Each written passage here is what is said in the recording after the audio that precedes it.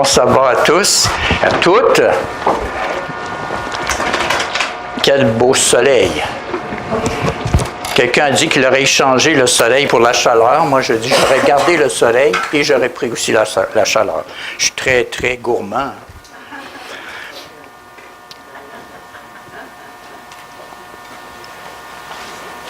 Aujourd'hui, j'aimerais que nous portions une attention particulière à un passage dans Nombre, chapitre 18, concernant l'une des 12 tribus d'Israël, que Dieu a spécifiquement choisi et il l'a distingué pour les mettre à son service, mettre les membres de cette tribu à son service. Il s'agit bien sûr de la tribu de Lévi.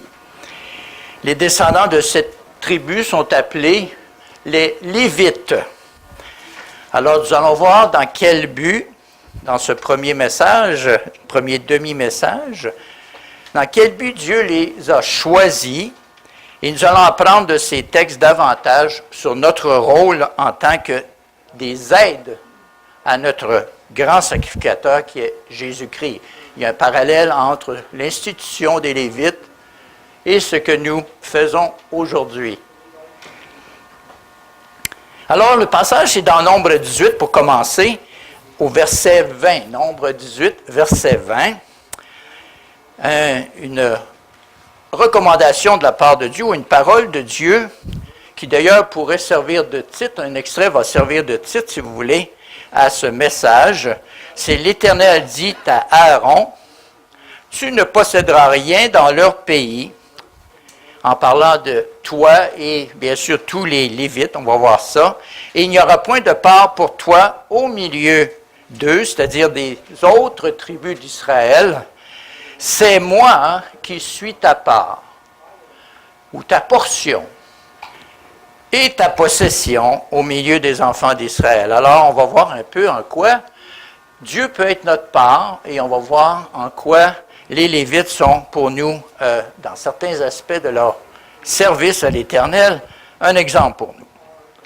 Alors, qu'est-ce que ça voulait dire que tu n'auras pas de part au milieu d'eux, c'est moi qui suis ta part? Est-ce que ça voulait dire que les Lévites ne posséderaient pas des biens?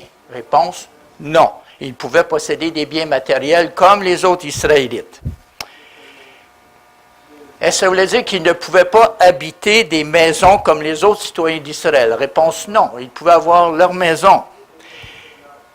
Mais cela signifiait quelque chose de très précis, c'est qu'ils n'auraient pas un territoire unique en Israël qui leur serait réservé en tant que tribu, dans lequel ils seraient tous regroupés, parce que la terre, la grande portion de terre en tant que tribu, ce n'était pas leur héritage. Ils devaient être dispersés, ou si vous voulez, répartis, pour être mieux dit, dans Israël. En fait, ils étaient répartis dans 42 villes, plus 6 villes de refuge. Alors, c'est quand même placé un peu partout sur le territoire. Pourquoi ils étaient placés comme ça? On va voir que c'est parce que, bien sûr, ils devaient avoir une influence sur les autres tribus d'Israël. Alors, ils ne devaient pas penser à rester regroupés en un seul territoire, parce que dans leur pensée, ils devaient penser non pas au territoire, mais à l'auteur de ce territoire, à celui qui avait donné à tous les enfants d'Israël la terre promise. Ils devaient avoir un rôle particulier. Ce rôle devait les distinguer des autres Israélites, et donc ils devaient avoir l'Éternel comme leur part et comme leur possession.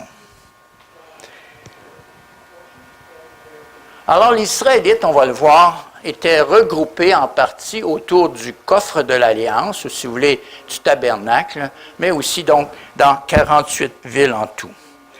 Voyons tout de suite un élément qui nous ressemble entre eux et nous, c'est que nous aussi, Dieu nous a positionnés dans des assemblées un peu partout sur le territoire du monde.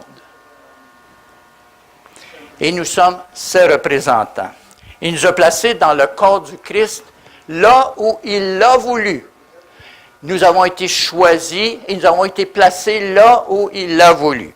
Un passage très important de la première lettre aux Corinthiens 12, 18. Première lettre aux Corinthiens 12, 18. Voyons ce parallèle que comme les Lévites ont eu des villes qui leur appartenaient ou avaient une place qui leur appartenait en propre, mais en étant répartis, il est dit au verset 18 de 1 Corinthiens 12, « Maintenant Dieu a placé chacun des membres dans le corps comme il l'a voulu. » C'est son choix. Okay? C'est son choix. Maintenant, on va voir trois domaines, éventuellement, mais avant de le voir en partie, on va d'abord comprendre que les Lévites étaient distingués des autres Israélites de d'autres façons. Par exemple, ils n'étaient pas dénombrés, c'est-à-dire leur inscription en tant que personne n'était pas dans le même livre que les autres. Ils étaient sur une liste à part. Et contrairement aux autres membres du peuple d'Israël, qui, eux, étaient dénombrés à partir de l'âge de 20 ans pour faire partie de l'armée de l'Éternel, les Lévites, dès leur jeune âge, étaient quand même comptés par Dieu. Oui, ils pouvaient, dans un sens, faire partie de l'armée de l'Éternel, mais ils avaient un service particulier entre l'âge de 25 jusqu'à 50 ans. Donc, pendant 25 ans, ils étaient concentrés sur une fonction au sein du peuple d'Israël. Nombre, chapitre 8, versets 24 et 26 maintenant. Nombre 8, versets 24 et 26. Nous allons voir que ce temps de service, tout en étant fixé dans le temps, n'avait pas de limite dans un certain aspect de ce service qui est l'entraide. OK? Voici le verset 24 qui dit ceci, Nombre 8, verset 24. « Voici ce qui concerne les Lévites depuis l'âge de 25 ans et au-dessus. Tout Lévite entrera au service de la tente d'assignation pour y exercer une fonction. » Alors, le Lévite avait le temps de se préparer à cette tâche, plus de temps même que pour les hommes pour aller à l'armée. Depuis l'âge, par contre, verset 25, de 50 ans, il sortira de sa fonction et il ne servira plus. Et le verset 26, dans la version Louis II, donne vraiment le sens. Il aidera ses frères dans la tente d'assignation. Il les aidera, OK, pour garder ce qui est remis à leurs soins, mais il ne fera plus de service. Autrement dit, il deviendra libre de toute charge, mais il va avoir le privilège, la liberté aussi de servir ses frères. Alors, ça devait être un petit peu notre approche, d'ailleurs, lorsqu'on tombe à la retraite, c'est est-ce qu'on est plus disponible pour servir, mais librement. Hein, on devient plus libre de décider où on sert et comment on sert. Alors, ici, dans la première lettre de Pierre, on va voir que nous aussi, comme les Lévites, même les Lévites, on pourrait dire, à la retraite, notre choix est volontaire, c'est-à-dire nous faisons volontairement les choses de Dieu. On le fait pour aider les frères, pour aider l'œuvre de Dieu, mais c'est comme volontaire. Remarquez la première lettre de Pierre, chapitre 4, verset 10. « Comme de bons dispensateurs des diverses grâces de Dieu, c'est-à-dire des bons distributeurs, que chacun de vous, c'est vous, c'est moi, mette au service des autres le don qu'il a reçu. » On le fait volontairement et on se met au service des autres. On aide nos frères.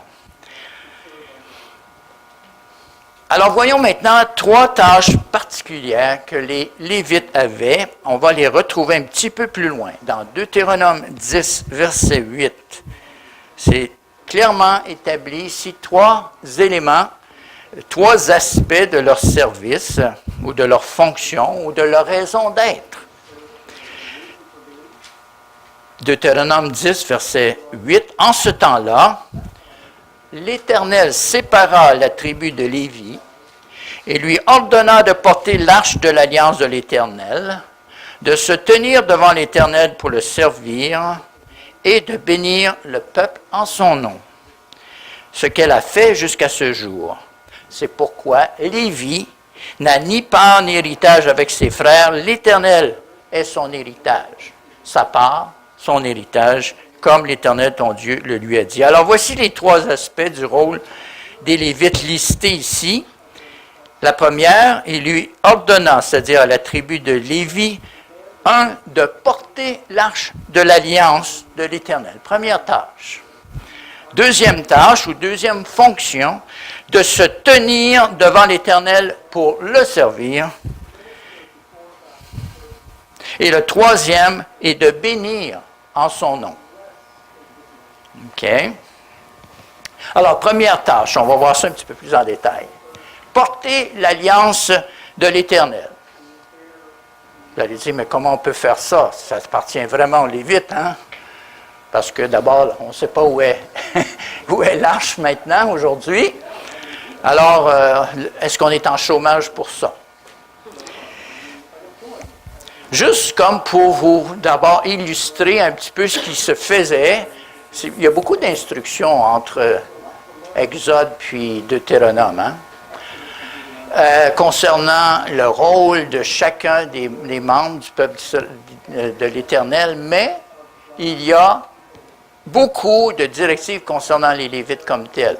Donc, dans la première fonction qui est de porter l'arche, est-ce que vous saviez que, d'abord, il y avait 3 fils survivants à Aaron? Je dis 3 fils survivants, il y en a 2 qui sont morts pour avoir mal fait le service, mais les 3 survivants avaient des tâches différentes, du moins leurs descendants. Okay? Ils étaient plusieurs quand même au temps de Moïse. Okay? Pendant 40 ans, et au moins ils n'ont pas chômé avec la directive de Genèse. Hein? Allez, multipliez-vous. Okay? Alors, les fils de Kéhat, ça c'est un des 3 frères qui restaient, ils démontaient, eux, le lieu très saint. Est-ce que vous vous souvenez que dans le tabernacle, il y avait une partie qui avait beaucoup de choses à l'intérieur. Hein? Il y avait le chandelier, il y avait les tables des pains de proposition, il y avait, bien sûr, surtout, l'arche de l'Alliance comme telle, appelée aussi coffre de l'Alliance. Alors, il y avait les fils de Kéhat qui étaient spécifiquement consacrés à démonter les objets qui étaient dans le lieu très saint et à les transporter. Maintenant, ils ne pouvaient pas toucher aux objets, c'était seulement le sacrificateur qui pouvait les toucher, donc c'était on pourrait dire le père, parce que Kéhat, lui, était sacrificateur, mais les enfants ne l'étaient pas automatiquement. Les descendants devaient être lévites d'abord.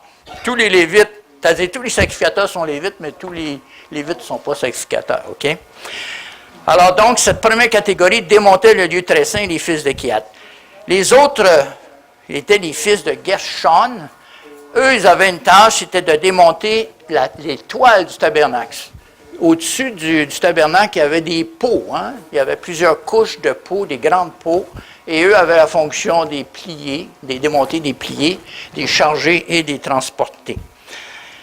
Les fils de Merari, la troisième catégorie, eux autres devaient démonter tout ce qui restait. C'était beaucoup. Il y avait toute l'enceinte, hein, de la cour, entre autres, qui entourait le tabernacle. Ils devaient démonter tous les poteaux, toutes les bases, les socles, les cordes, et ils devaient aussi transporter ça.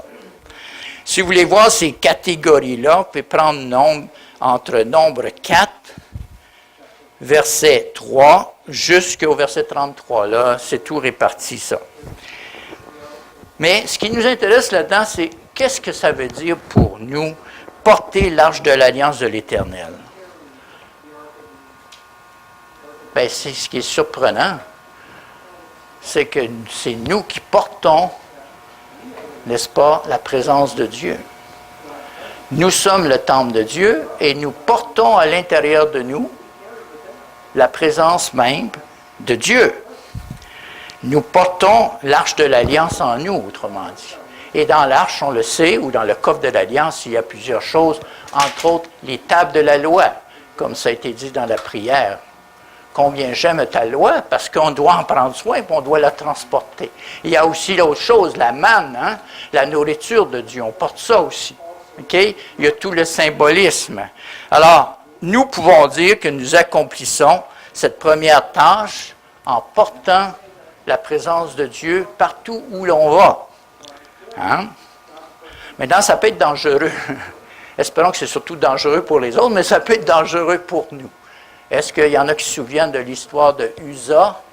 Uza Hein, cet homme qui était plein de bonne volonté. On ne veut pas être comme les scribes qui savaient beaucoup la parole de Dieu, mais qui ne comprenaient pas comment Jésus expliquait. OK? On veut faire ce que l'apôtre Paul nous dit dans la lettre aux Éphésiens. Il a fait une prière, on peut certainement faire cette prière la nôtre. C'est la mienne pour vous, j'espère que c'est la vôtre pour moi. La première lettre, pardon, il y a une seule lettre, la lettre aux Éphésiens, chapitre 1. Plus de compréhension, Père, pour ta pensée en nous, s'il te plaît. C'est ce que nous demandons, c'est ce que l'apôtre Paul a demandé. Lettre aux Éphésiens, chapitre 1, verset 18. Cette prière est celle-ci, que Dieu, à partir du verset donc 18, illumine les yeux de votre cœur pour que vous sachiez. Donc, une illumination qui doit venir, il y a comme une lumière qui doit se faire pour que vous sachiez quelle est l'espérance qui s'attache à son appel, quelle est la richesse de la gloire de son héritage qu'il réserve aux saints, et troisièmement, quelle est envers nous qui croyons l'infinie grandeur de sa puissance, se manifestant avec efficacité par la vertu encore de sa force. Remarquez que Pierre, Paul, Jésus-Christ parlent tout le temps de sa force. Non pas que notre force ne doit pas être investie, on doit aimer Dieu de toute notre force, mais ce n'est pas suffisant. Nous avons toujours besoin de sa force, de son esprit, de sa compréhension. OK? On est tous d'accord là-dessus. Mais remarquez ici qu'il parle que nous devons être illuminés pour voir la grandeur de la puissance de Dieu. Frères et sœurs, est-ce que nous sommes satisfaits de la puissance de Dieu dans nos vies, comment il se sert de nous avec puissance? Moi, je ne suis pas satisfait. Nous devons prier pour que cette puissance augmente et nous devons prier pour qu'elle augmente, pas juste pour moi, pas juste pour l'Assemblée ici, mais pour le corps, comme disait la définition qu'on a eue du message par Harold, de cet organisme vivant qu'est le corps du Christ, l'Église. Je pense que plus les temps vont avancer, plus nous aurons besoin de cette puissance. Mais pourquoi pas commencer déjà à la demander pour l'exercer davantage. Alors, l'apôtre Paul embarque dans la pensée de Pierre en disant, il faut que vous demandiez sa force. Et Pierre a dit, nous devons remplir un ministère en ayant la force ou la capacité que Dieu nous communique. OK? Mais qu'est-ce que ça veut dire en plus? Comment ça se communique? Le mot est important, communiquer. Du moins dans Louis II. C'est un mot qui est la traduction d'un mot grec. Et je vais vous donner une image que le mot grec nous dit. C'est de valeur, mais des fois, il faut aller dans qu'est-ce que Paul pensait à l'époque, quel était le contexte pour comprendre l'ampleur. OK? Le mot ici évoque l'image suivante. Dieu est comme un chorégraphe. Vous allez dire, c'est drôle ça, moi. Il y en a qui aiment la danse, n'est-ce pas? Je ne sais pas si vous avez déjà vu des danses extraordinairement parlantes, OK? Qui vous ont atteint en disant, « Wow! » C'est tout un message qu'il y a dans cette danse. Mais Dieu est comparé ici à un chorégraphe qui va nous transmettre, parce qu'on est son équipe, les pas que nous devons faire, la musique que nous devons suivre, le rythme on pourrait dire, de la pièce que nous jouons. Et tout ça, parce que le mot aussi inclut chef d'orchestre et en même temps directeur de chorale. Donc, Dieu est tout ça. Chorégraphe, chef d'orchestre, OK, et finalement, chef de chorale. OK, chef de chœur. OK, ça veut dire quoi, ça? Ça veut dire que Dieu doit tout nous communiquer. Tout. Ça doit impliquer, il doit toucher à nos cordes vocales, il doit toucher à nos muscles, il doit toucher à nos émotions, il doit toucher à notre intelligence, il doit toucher à notre créativité, si nous lui en donnons la permission, bien sûr. Et nous le voulons. C'est ce que nous faisons. Alors, exercer notre service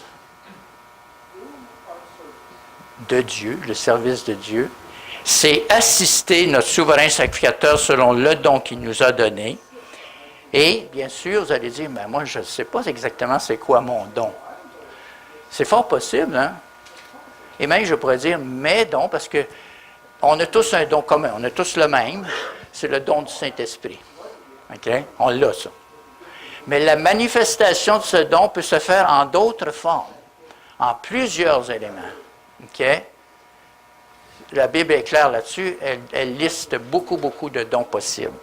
OK? Ce n'est pas le temps aujourd'hui de parler de tout ce qui est possible, mais je pense qu'on peut tout de suite, dans cette idée que l'Éternel est notre part, dire, écoute Dieu, le don du Saint-Esprit là, que tu m'as donné, peux-tu l'activer davantage?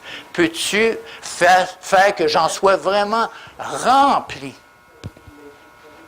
Vous savez, on a passé beaucoup de temps, peut-être dans notre vie chrétienne, les plus vieux, à boucher des fois les trous de notre caractère pour pas que le Saint-Esprit ait des fuites. Hein?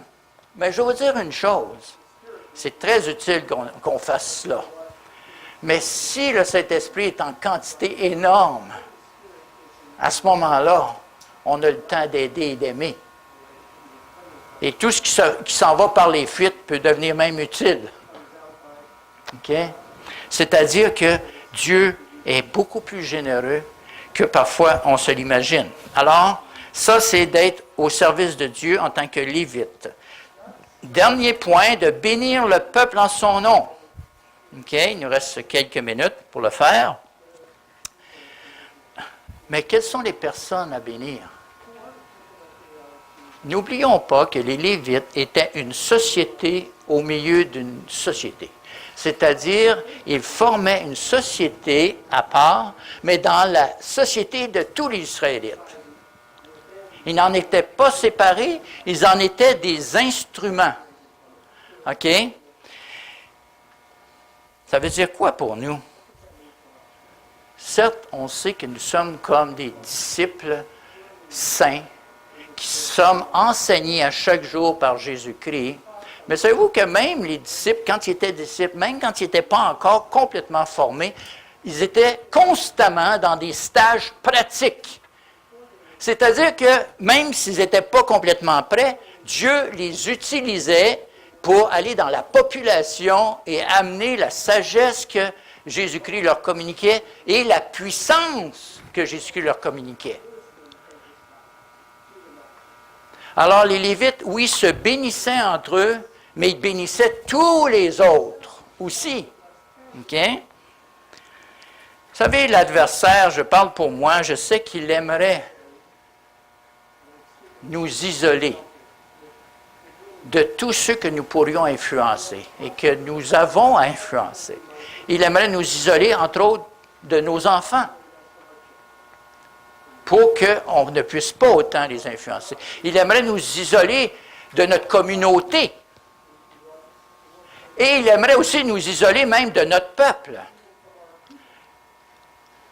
Que nous soyons Québécois, du peuple qui nous appartient, ou auquel on appartient, les Québécois, que nous soyons d'une autre nationalité, il voudrait nous faire croire que nous n'avons pas d'influence sur nos peuples. Bien, les Lévites devaient bénir tout le monde. Voyez-vous?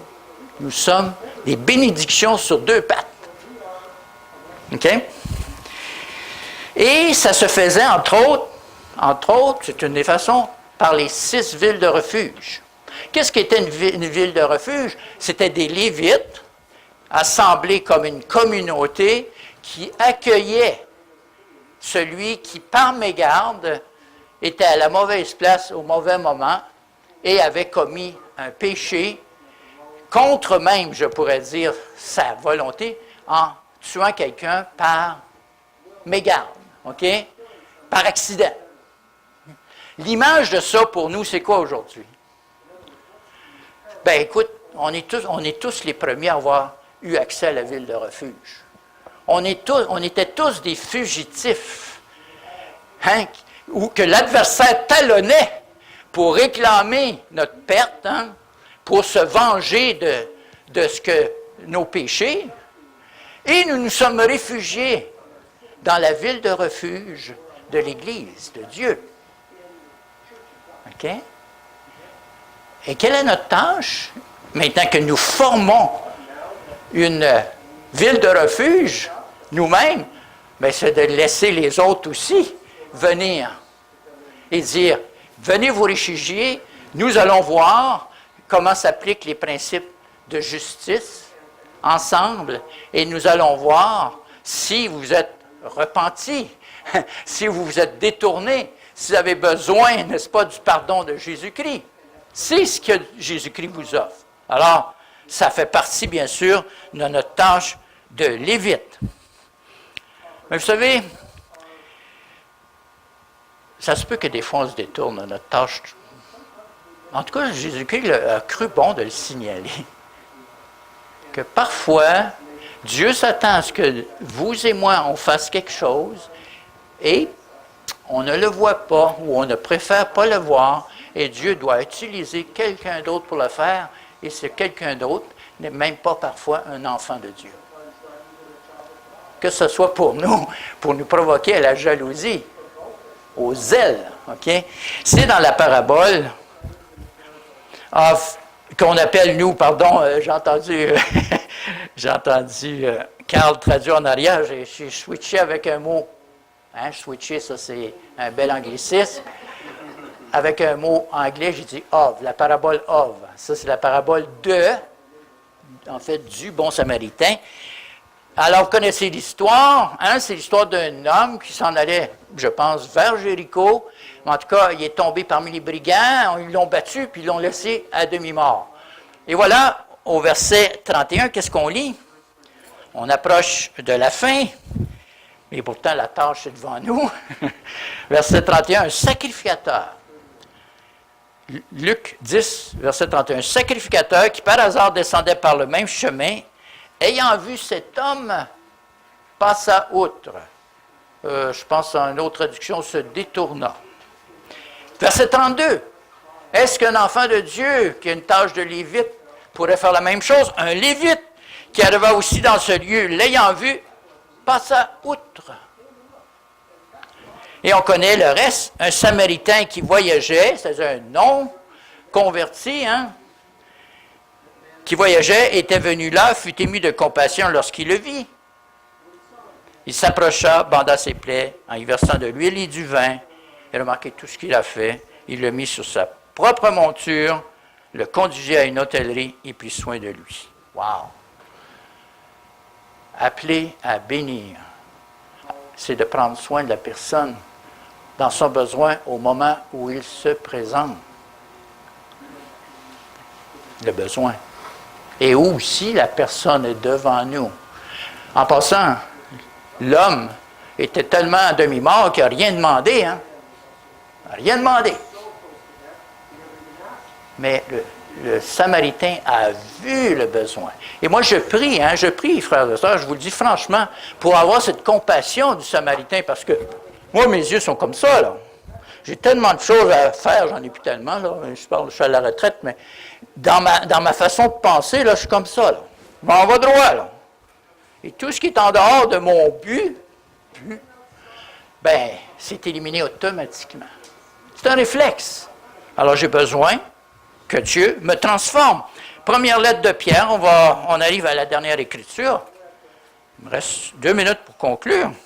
Première lettre de Pierre, chapitre 3, verset 9. Remarquez, c'est bien dit. Et en passant, apprendre à bénir, le meilleur outil, si jamais ça vous arrive, là, le meilleur outil de formation, c'est quand on se fait marcher ses pieds. C'est là qu'on apprend à bénir, vraiment.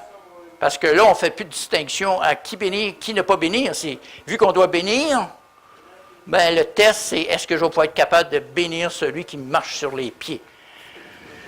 Ne rendez pas, première lettre de Pierre 3,9, ne rendez pas le mal pour le mal ou injure pour injure. Bénissez.